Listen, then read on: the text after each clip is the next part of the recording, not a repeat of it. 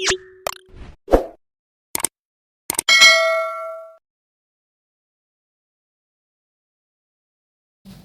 ini diberi nama dengan surah Nur wal Qalam.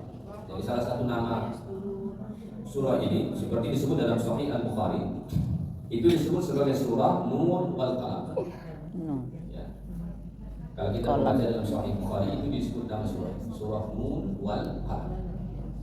Kenapa? Karena memang Allah Ta'ala mengawali surah ini dengan huruf Nun, huruf muqatta'ah, dan bersumpah demi Al-Qalam, demi pena. Baik, kemudian surah ini juga disebut dengan Al-Qalam saja.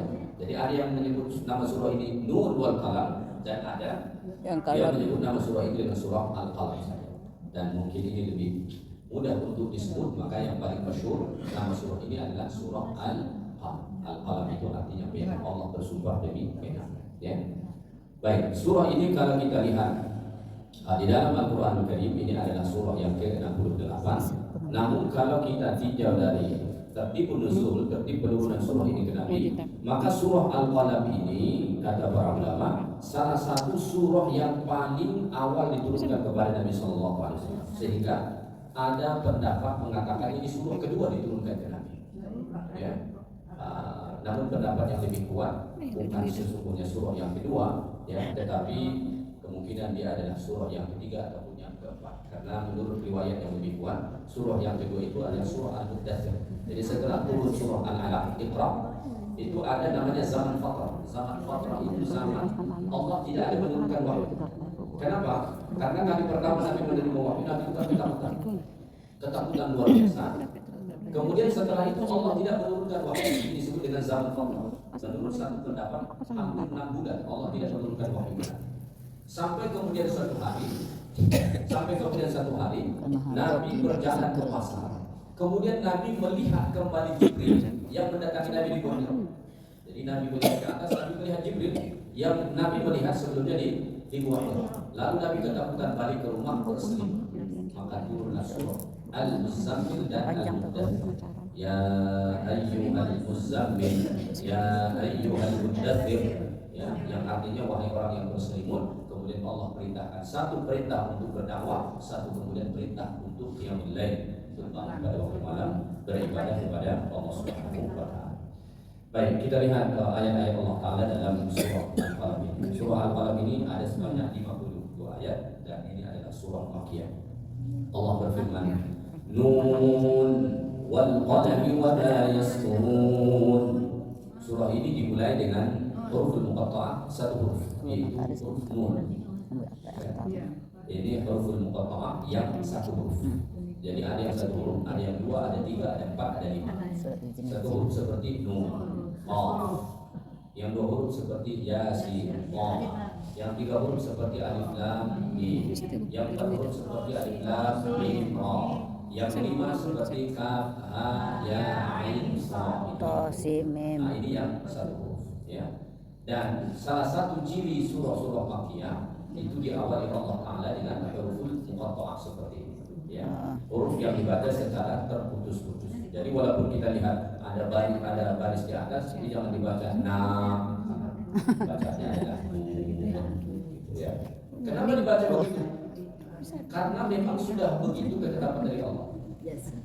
Jadi ketika Al-Quran dibawa oleh Jibril itu juga membacakan ayat kepada Nabi. Ayat itu dibacakan Jibril kepada Nabi, dan Nabi membaca persis seperti mana yang dibaca oleh Jibril alaihissalam. Ya. Nah, makanya bacaan Al-Quran itu tidak bisa kita reka-reka, tidak bisa kita berbuat. Karena memang bacaan Al-Quran itu langsung dari Allah. Kemudian disampaikan Jibril ke Nabi, baru kemudian Nabi bacakan kepada para sahabat sampai seterusnya. Itulah kenapa ada sanad bacaan Quran. Pernah kan mendengar sanad bacaan Al-Quran? Mungkin sebagai orang fikih, wah, kok pakai sanad bacaan Quran? Pengajian.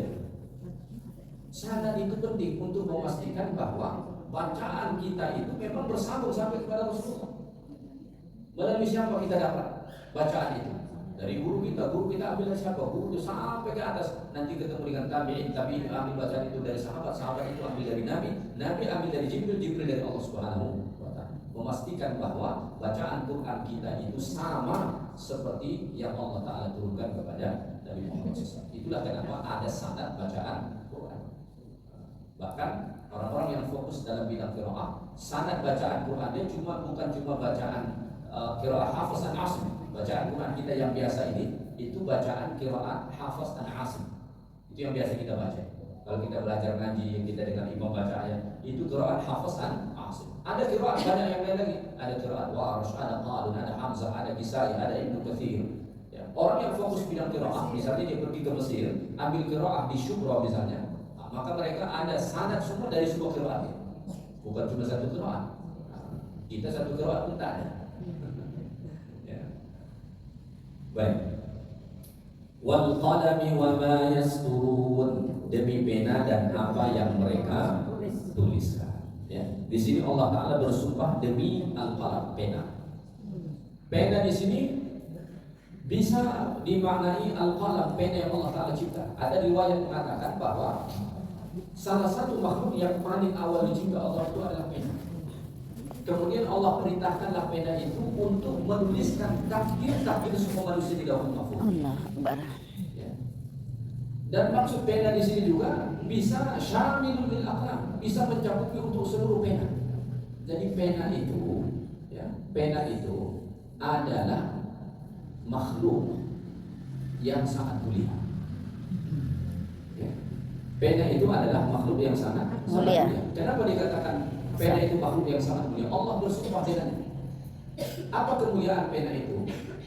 Bayangkan, kalau Allah tidak mencipta pena, kalau Allah tidak mengajarkan pena, jadi saking mulianya pena itu, Allah sampai ajarkan manusia pena. Iqra bismi rabbikal ladzi khalaq, khalaqal insana min 'alaq, iqra wa rabbukal akram, alladzi 'allama bil qalam. Allah mengajarkan dengan pena. Jadi yang ngajarin manusia ini menulis dengan pena siapa? Allah yang mengilhamkan kepada manusia sehingga kemudian terciptalah pena dan manusia menulis dengan sangat mulia pena. Bayangkan, kalau tanpa pena bisa saja kita tidak beragama sekarang. Kalau tanpa pena bisa saja kita tidak beragama sekarang. Kenapa? Al-Quran sampai ke kita karena ada pena, dituliskan. Ya kan? Dulu Al-Quran itu zaman Nabi ditulis ya ditulis, tapi belum sistematis seperti sekarang. Tulisannya masih terpisah-pisah. Ada ditulis di kulit hewan, kertas belum ada RAP ya. Pisah. Umar ini orangnya visioner, bukan cuma di spanduk visionernya. Ada orang yang spanduk visioner. Ya, jangan lihat ke sini. Karena memang kalian di spanduk menyatakan dirinya visioner. Umar itu terbukti visioner, bukan di spanduk. Sangat visioner. Saat itu Umar mikir, kalau sebanyak ini terbunuh penghafal Quran, bagaimana masa depan Quran? Karena masa itu Quran hanya disimpan di dada kaum muslimin yang mereka hafal langsung dari lisan Nabi yang mulia. Bagaimana ini generasi Quran berikutnya? Bagaimana umat yang akan datang ke Quran? Kalau hari ini terbunuh 70 orang penghafal Quran, siapa lagi yang akan menyampaikan Quran? Pegangan tidak ada saat itu, cuma ditulis secara terpisah-pisah. Maka Umar usulkan kepada Allah, Ibnu Abu Bakar sebagai khalifah usulkan supaya dibuat satu proyek untuk pengumpulan mushaf Al-Quran. Pertama ditolak oleh Abu Bakar. Kenapa? Kata Abu Bakar, Nabi buat begitu. Kalau kita sekarang bid'ah lain, karena memang saat Nabi tidak pernah mengumpulkan ada satu mushaf ditulis zaman Nabi ya. Tapi di Abu Bakar, maka dikumpulkanlah Quran saat itu dalam satu mushaf. Mushaf yang pertama kali dikumpulkan zaman Abu Bakar itu masih dengan semua qiraat. Unzilal Qur'anu ala sab'ati ahrufin. Quran itu diturunkan atas 7 huruf. Salah satu maksud 7 huruf itu kata para ulama, Quran diturunkan atas 7 bentuk cara baca. Kenapa Quran itu diturunkan Allah? Tidak hanya dengan satu cara baca, karena ada lidah manusia susah mengucapkan seperti mana orang lain. Bagi kita menyebutkan yu'minun itu mudah, tapi bagi sebagian orang itu susah menyebut yu'minun. Mereka hanya bisa menyebut yu'minun. Bagi kita menyebut wadal akhiratu itu mudah, tapi bagi sebagian orang menyebut itu susah. Maka mereka hanya bisa membaca wadal akhiratu. Maka itu ada qiraat wadal akhiratu. Itu qiraat yang sah itu. Tapi jangan balik kampung baca begitu. Oh, ada seorang satu kampung nanti. Kalau kita Azerbaijan kan. Datanglah orang Irak dan orang Syam membaca Quran dengan bacaan yang tak pernah didengar oleh orang Syam. Begitu juga sebaliknya. Maka hampir terjadi. Kemudian diusulkanlah kepada Utsman bin Affan supaya kemudian disusun mushaf dengan tujuan untuk menyatukan umat Islam hanya dengan satu cara baca. Maka pena. Hadis juga begitu. Tidak akan mungkin sampai ke kita ucapan Nabi itu seandainya tidak ada pena. Jadi jangan sampai pena. Karena pena lah ada, kemudian ucapan Nabi sampai ke kita. Dulu hadis juga begitu, tidak dituliskan. Bahkan zaman Nabi itu pernah melarang sebagian sahabat menulis hadis. La taktubu anni kata, jangan tulis yang aku ucapkan. Kenapa?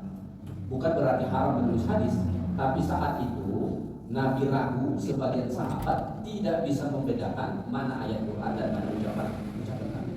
Sehingga Nabi pernah bilang kata Nabi begini, kata Nabi begini, kata Nabi begini. Kapan kemudian muncul ide menuliskan hadis dan menyeleksi hadis secara ketat? Zaman Umar. Kapan ide itu kemudian muncul?